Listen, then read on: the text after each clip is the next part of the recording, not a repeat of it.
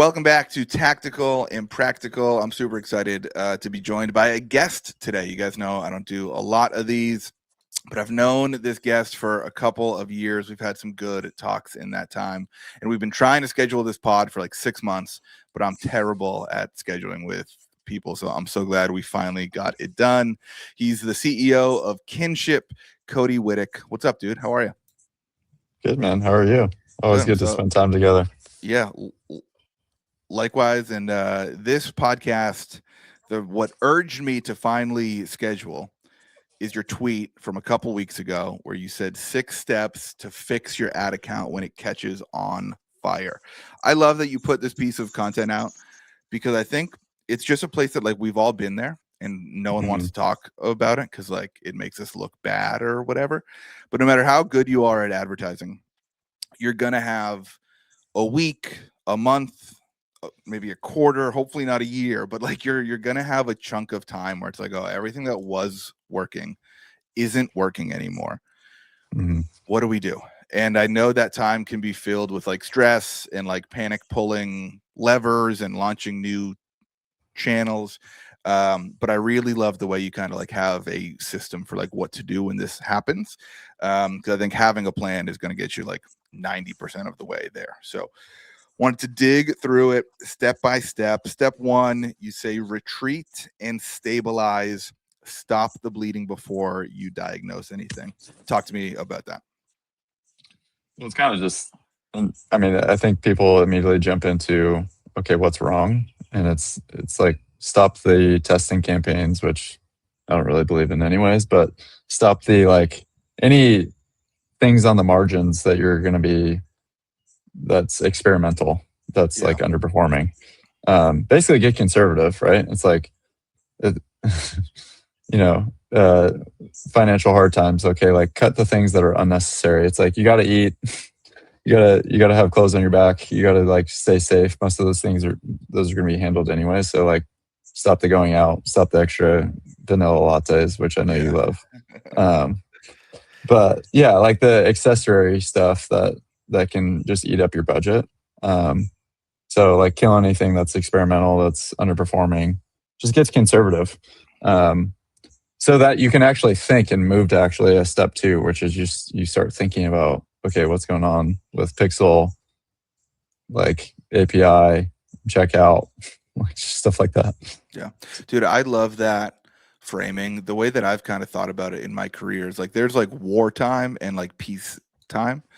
During peacetime, I might want to spend $1,000 a day on a reach campaign because I think like, hey, this is just great content. I want to get it out there. And when we're hitting performance numbers, I'm fine to spend on it, even though like I can't really prove to you that like this is helping. It's like, I like it. Let's do that.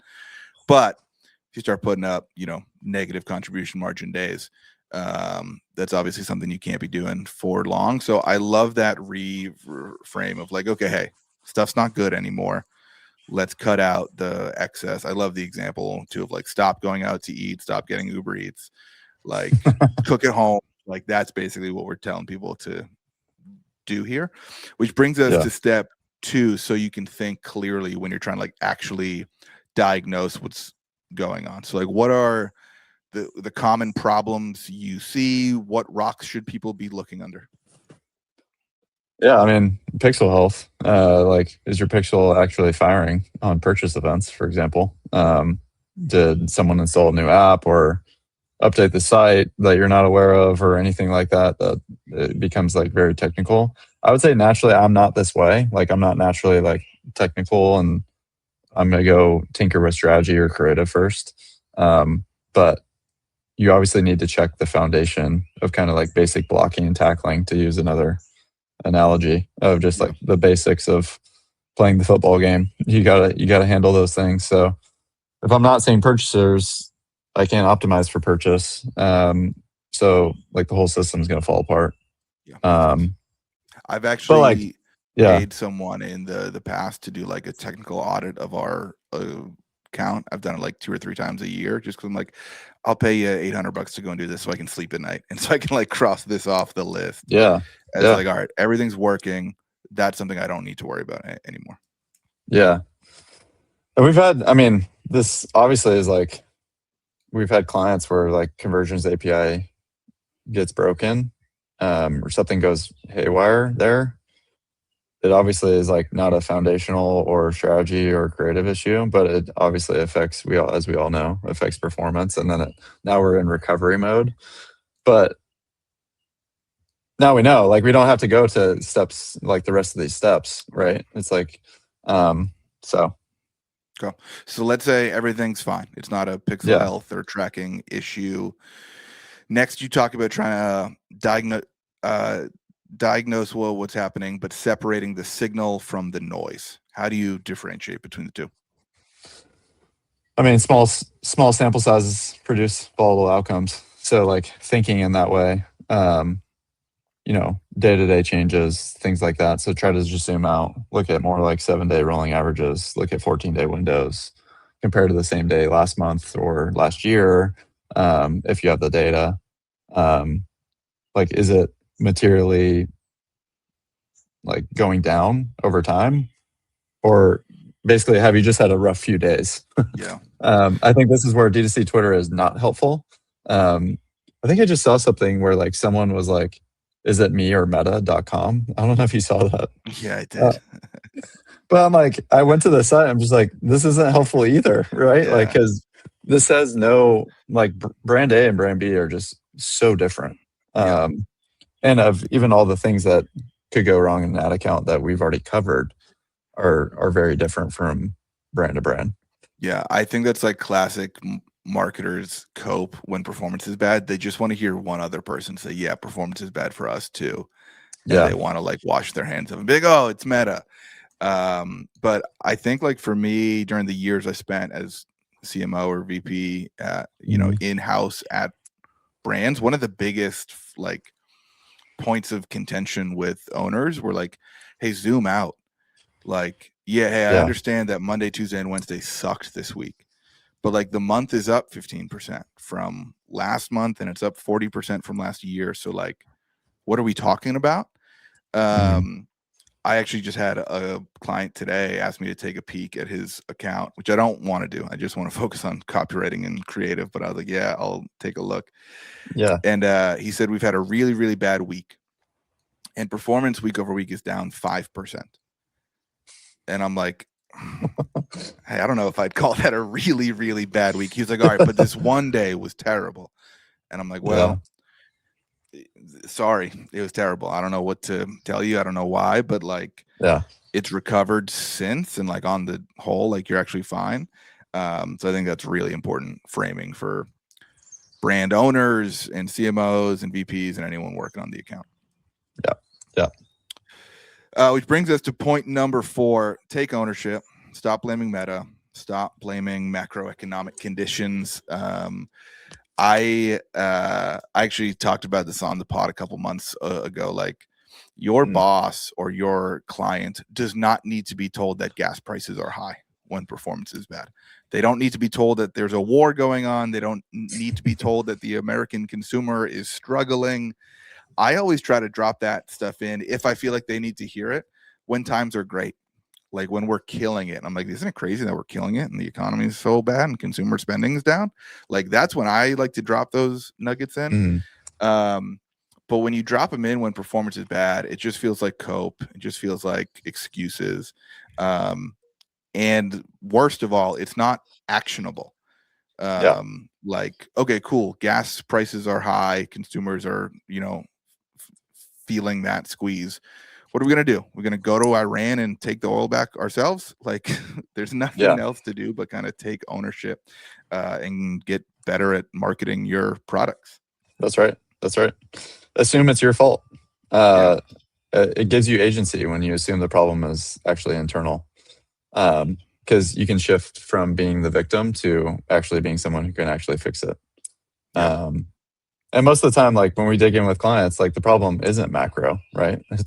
And I think part of the reason why I love manual bids or cost controls is that it actually, the feedback from the machine is that we need, like, if it doesn't spend, we need better creative. Like that's actually feedback to me, as like kind of part of that concept is just like, oh man, I really thought these were going to work. It's not spending at all. So it's just like, how do I get better with creative, with offer, with strategy, like things we can actually fix. Yeah, So I think that's like something that's really important for all of us to keep in mind too. Like, even if your brand's doing 100 million a year, we are all small enough to like buck these macro trends. Like, I think we can get better at marketing faster than the macro environment is like deteriorating around us. mhm, Um, and like, I think the best marketers, the marketers that I look up to, like, I think they all have the assumption that like, hey, meta will get worse every single year forever. CAC will go up forever. Like, we right, assume that all these things that are out of our control will get worse, but then that puts the responsibility back on us. Big, all right, we got to get better quicker than that thing is getting harder. 100%, exactly right. All right, step 5 out of 6 here. You talk about testing one variable at a time. Walk me through that. Well, it's just don't test all these, like don't launch new creative, test a new offer, get a new bid strategy and new audiences all at the same time. I think that's like throwing everything at the wall and seeing what sticks. I don't think is actually a wise move. Um, I think obviously it's like, okay, you've stopped the bleeding, you've assumed it's your fault, right? Like it's not noise. And now it's just, okay, what do I actually think is going to be the thing that moves the needle the most? Um, so test that in isolation if you think the offer is the problem, or get new creative and it's like, oh, actually haven't launched creative in a month, right? So like some of these things that we can just, the discipline is to test methodically versus panicking. And I think why steps 1 through 4 is it tries to eliminate that panic to get it to a methodical goal, to know what's actually going to move the needle. For sure. Do you have a preferred order of operations there, or does it depend on what the data is telling you? Yeah, I mean, from a loose, like high level, I think number one, when you're talking about ad account performance, is always going to be about creative, especially in today's world. And secondarily, offer. And kind of within the offer is obviously all those things: the copy, the landing page, and the site experience. And then there's like things that kind of decision trees off of those things. Um, but those two, and then from there, it's like, do we have the right target? Yeah. When we're actually not, like, we've launched a bunch of creative, we have the right offers, or there's not a offer immediately that we can go test without moving heaven and earth. So what are those things? Like, is our in-ad account CPA lining up to our AMER target, and do we have the right target that actually backs into what we want to do from a profitability standpoint? Yeah. Um, At this stage is where like I usually try to get the brand to like really understand like what are our personal strengths and weaknesses. mhm, Like, there's been times where I've been at a brand performance dips and I'm confident enough to be like, hey, it's not creative. Our creative is awesome. We right. haven't changed anything in the frequency or cadence that we're launching it. Like, we're like, creative is good. That's probably not it. But we know that our landing page experience sucks. And like, we've known that for a while, but we've put it off. Like, I try to always like identify like, hey, what's the lowest hanging fruit? What's the lowest effort, highest impact thing we can do? Um, Again, unless the data is telling me like it's something specific in the funnel that kind of broke, then I always go for like, hey, what's that thing we know we're not that good at that we've just Yeah, kind of been putting off for 2 months? yeah, yeah, for sure.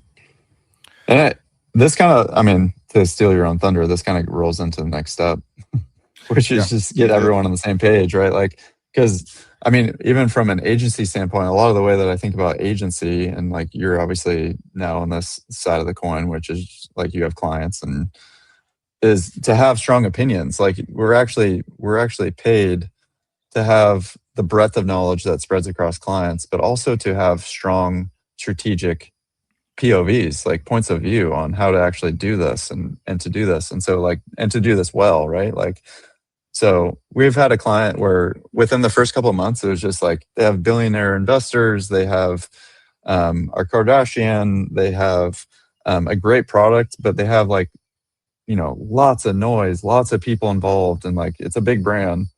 Um, And so it was just like very important for us to just always align on what is success? Like, what are we actually trying to do? Like, yes, we can talk about conversion rate. Yes, we can talk about these other secondary things.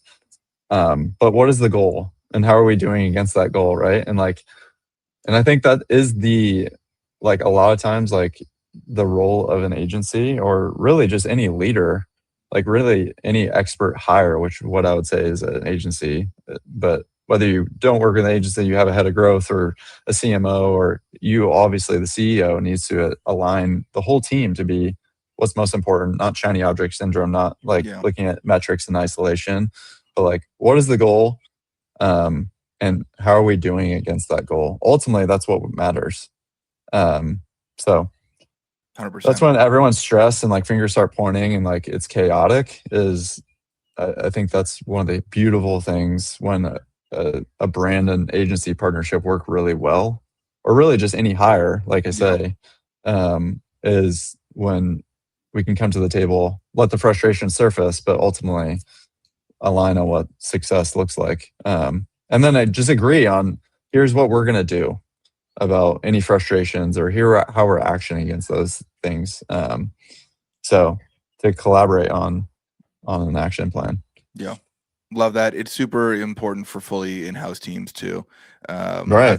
I've been a part of a fully in-house team where like we got in a really good communication loop of being like, hey, like me as the CMO and the CEO are super aligned on what's going on, what expectations are, what we're going to do about current performance issues, and then I communicate that down to my team of like, hey, very methodical, tactical approach to trying to right the ship here. I've also been a part of internal teams where I was the CMO, me and the CEO were not aligned. My team felt the pressure from the CEO super hard. Yeah. And every other day the CEO is coming in saying, well, why don't we do this? Why don't we launch a new channel? Why don't we do this? And it's like, hey, this is chaotic and we're all going to be rowing in different directions. So yeah, whether it's a fully in-house team or agency, like I think we're to a point in ecom, and maybe that's just me maturing a little bit, but like there's different ways to find success in ecom. I'm not going to fight you about cost caps anymore. Big step for me, by the way. Big step. But like what definitely doesn't work is like us pulling in different directions. Like that's Oh yeah. like that's a guarantee of failure. So it's like, all right, well, one of you should concede and get on board with the plan because at least you guys, if everyone's trying to execute the same plan and we don't think the plan is the dumbest plan in the world, then like that's going to be way more higher chance of success than us trying to fight and argue and panic pull levers until performance gets fixed. It's one of the toughest things about agency life, man, is the one of the toughest jobs is to like get everyone to understand Yeah, a lot of front expectation setting. It is all about expectations of like, hey, are we aligned on this strategy? Yes, we're aligned. Are we aligned on this target? Yes, we're aligned. And then a month later, it's like, you know, other voices, other board members, other things like come into play yeah, that now it's like the sales process starting all over. yeah, It's tough. It's tough. But that's a constant thing. Like I always tell Kinship and like our employees, like everyone's on the sales team. You constantly need to be selling every day, like what we're yeah. doing and why it's the right approach. And like it doesn't stop as soon as they sign the contract and like everybody can relax. It's actually we're constantly approving ourselves that this is the right strategy. We know what we're talking about, et cetera, et cetera. So but to your point on internal teams, it's like you It's the need same thing. alignment constantly, Yeah, right? Like yeah. any team dynamic. Yeah, like I felt like, and it was one of my least favorite parts of the CMO job was like the whole time I got to make sure everyone here is still like on board and like believes with Hmm. the direction we're going. Because if you lose that for 2 weeks, like it's really hard to ever get it back. So yeah, same pain there. And yeah, like I said before, like it's so much easier, or it's so much smarter to execute a B minus plan. If everyone is doing that plan together, that's going to be a way higher chance of success. If you think you have the A plus plan, but not everyone's on board, like you're not going to get that to work. I mean, this is like synonymous with the most talented teams don't win the championship every year. Right. Because like the B Yeah. minus teams, like the Thunder, no doubt are the most talented team. They lost. Yep. And maybe it's some of those other factors that it's not always culture. It's not always like cohesion, but those go a long way 100%. with any sports analogy. It's like the same thing with any company, and especially a company plus company partnership, Yeah, for sure. like what we have. Well, I have a feeling a lot of people are going to be tuning in to understand the 6 steps to how to fix your ad account when it breaks. But I think what we're going to talk about next is more important. Me and you have talked a bunch offline, just about like how our faith intersects with business. Yeah. And would love to just kind of start digging into that more, because there's a bunch of us Christians out here that are like trying to walk the walk, and it's not easy. And would love to hear like how that kind of works into your day to day, and what you've been going through. Yeah. I mean, big topic. I think about it all the time. There's many, I mean, we were talking before recording the show, we were just talking about our relationship to money, making money, and how that affects our souls and hearts, and the facade that money can play with, oh, this promises security and control and happiness. And I think Jim Carrey's famous quote is that I wish everybody could get rich and famous, and so they could see that it doesn't satisfy them. Yeah.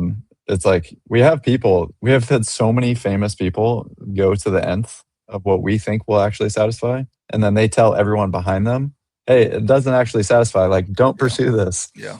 And yet it just shows how powerful it is that like we pursue this. That's kind of like dovetail, but man, I think about it all the time. Like my faith impacts how I run kinship, and how I treat my people, and how I want to lead. And but it's hard. It's hard when you're faced with even what I was just talking about. Yeah. Our default is not that. Yeah. Yeah, dude. The money thing is like, it snuck up on me because like we never had money growing up. And I always thought, like, I remember coming out of college and thinking, like, if I could just make 80 grand a year, like I'd be set for life.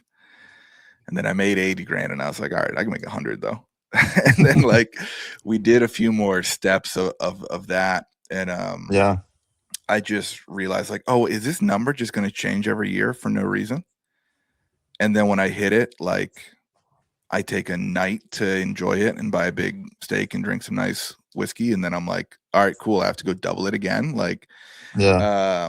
I think I caught it early enough before I did anything too damaging in my life. But yeah, dude, I had a really great mentor of mine that I talked to when I quit this last job. I quit a job just to kind of like reorganize and reprioritize my life. I've talked about that on Twitter. We just had our first kid 9 months ago. So like, I'm just trying to prioritize family time and peace in my life above all else right now. And I quit this job that, by the way, was a great job. Paid me incredibly well. Team was good. I was financially incentivized in the long term there. Like, everything about this job on paper is like, I couldn't have dreamed my career would go this well. And I found myself in a spot kind of ready to give it all up. And I gave it all up, and I immediately got a job offer for double the pay. And I called this mentor because I was like, dude, like, I think I'm gonna take it. Like how could I not take this? And he asked me, he was like, why do you think money has been a blessing to you and not a temptation and burden in your life? He was like, read the Bible. It's very rarely a blessing. It is way more often a temptation and something that leads to the fall of great men. And it's just really eye-opening to kind of shift our perspective, because like in our world, money, bigger titles, success, like that is success. And that's directly opposite of what Jesus came to tell us. So Yeah, Really hard keeping that in mind when there's a scoreboard in front of us every day of revenue and contribution margin and net income. That's like, yeah, that has to be the goal for business, but that doesn't have to be the goal for, us personally. for sure. I mean, I'm glad I didn't make a ton of money before I got married. That's for sure. Oh, dude, me too. Um, I was talking to someone about that the other day. We got married. My wife, I think the year we got married, she probably made 60K. I think I made like 25. Like, was not doing good at all. And now we're fortunate enough, like, she hasn't had to work in 5 years and is loving being a stay-at-home mom. And I think, like, oh, I would not want to navigate the current yeah. dating world at all. I mean, Jesus talks about it second most to the kingdom of God in the Bible. Like, Yeah. so he knows how much it attached to our hearts. And I think even I was talking with my wife the other day about just like, man, you remember when we first got married and I was making 45 grand a year and you were making nothing? We were still happy, like Yeah. nothing. And um almost like I was kind of craving that because of just like there was less noise, you know. Yeah. Um but you know, like I said, and like Jesus talks about it second most, I think there's ways that it attaches to our identity. And what's different though, I was telling my wife, I was like, even if I went back to 45 grand a year and like we're now poor because 45 grand like Yeah, that's 10 poor. years ago is very different. Yeah, for sure. Is is I would still like I wouldn't stay there because I'm just so intrinsically motivated to like Yeah. keep growing. And yes, money can be associated to those things, but there's also like the career arc or like trying to do better. And for people that are cut from the same cloth that like really want to like high achievers, anybody that's owning their own business or like doing really well, or um, you don't satisfy with like just maintaining. Like you always want to achieve better, which naturally like the temptation there is, well, I'll make more money, and then that becomes the thing rather than just really pushing myself or like really trying to grow. Yeah. So yeah, it's hard, man. I mean, even this dovetails into Sabbath, like turning it off for me is like a huge thing. We've been doing that the last year, putting our phones away on Sundays, and it's hard, but it's been so good for our marriage. It makes the weekend feel like 3 times as long. But it's not easy. There's some times where it's 12:01 midnight, and I'm like, all right, now I'll go and check everything for the day because I'm stressed about it. For sure. But yeah, dude, it's important. Yeah. One thing I Well, want I mean, to go ahead. go ahead. No, you go. Well, I was just gonna say, like the Bible and Jesus, and like there is an order of the way that he designed the world, and from the beginning, there was like a day off. He himself did it. So yeah, we traditionally think like work is the main thing, and this is just off so that I can work. And it actually wasn't designed to be that way. Yeah. If God only works 6 days a week, then we definitely should not be grinding as hard as we are. Yeah. Well, one other thing I want to add to this, to go off your kind of like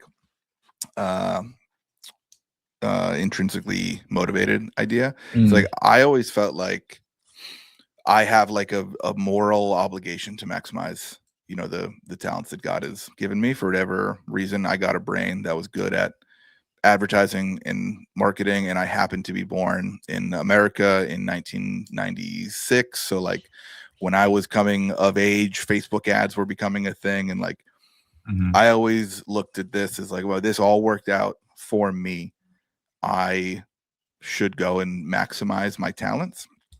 But if you go and read the parable of the talents in Matthew 25, the part that never hit me until recently was that when the master gave his servants money to steward, and the one who doubled it, at the end of the day, he gave it back to the master. It wasn't for his own gain. And that's something that I've really been trying to take to heart and realize like, oh, I don't have an obligation to make as much money for me as possible. I have an obligation to take what God has given me to maximize the kingdom. Yeah, it's all his. Yeah. Yeah. I think that's like the first step in recognizing it's like nothing you are like everything is passed through. Yeah. Like you are one walking LLC. Yeah. Right? Like everything's passed through. Like you don't own anything. Like you're just a Yeah. manager for a very short time. Yeah. So I think that's been freeing for me. It's just like I don't actually own anything. And as soon as my heart actually attaches to like, oh, this is mine, is when that's like the first step towards this is going to become something that I idolize and put too much importance on. Even my own life, right? Like Yeah. my own kids, like it's very much a temptation to be, and it's freeing to actually be like, oh, I'm just going to do my best with what I think God's put in my hands, but these hands are open, right? Yeah. It's awesome, man. So, dude, yeah. Thanks so much for having this conversation on air. Super excited to have more of these. But yeah, maybe the most important podcast episode I've done this year. We taught you how to fix your ad account. Maybe how to fix your heart. And then we want to fix your heart. No, but I'm super grateful that we got to have this convo here. Neither Cody or I are, the perfect vessels to be delivering this message. But if you haven't picked up the Bible, that's how God works through broken and flawed people to spread the good news of his son coming to die for our sins. So thanks, dude, for being open to have this talk. Where can people find you, follow you? What should people do? The Twitter sphere, Twitter. LinkedIn, Sorry, wherever. does it feel hollow to drop your Twitter after I shared the gospel on the pod? Sorry, I shouldn't have set you up like that. Should I share my Venmo username after all this conversation about money? Yeah. No, yeah, I'm online in most places, so you can just type in my name. If you've made it this far too, I already invited Nate, but me and Mike Beckham and Andrew Ferris are organizing what we've termed the Generosity Summit. So if you find even just being generous, even if you're not a believer, captivating, we're hosting that at Simple Modern HQ in September. So you can just DM me details if you're like, oh wow, that sounds interesting to hear people talk. Excited for that. It's going to be a good one. So yeah. So if you made it this far and we haven't bored everybody to tears, then there you go. There's your CTA. Sweet. Love it. All right, dude. Thanks so much for coming on. I'll have you back on soon. Sounds good. Thanks, man.